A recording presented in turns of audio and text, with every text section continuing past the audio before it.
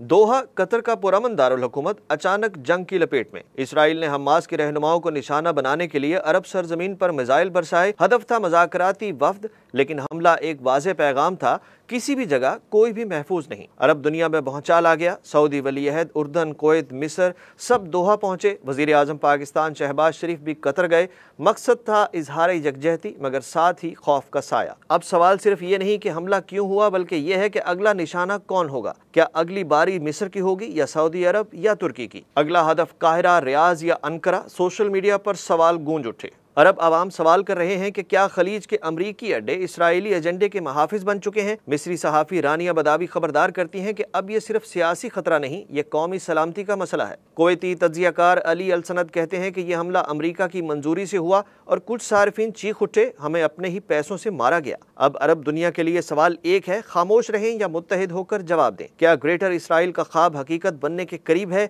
जो कल नामुमकिन था वो आज मुमकिन हो चुका है, और जो आज महफूज है वो कल का हदफ भी बन सकता है।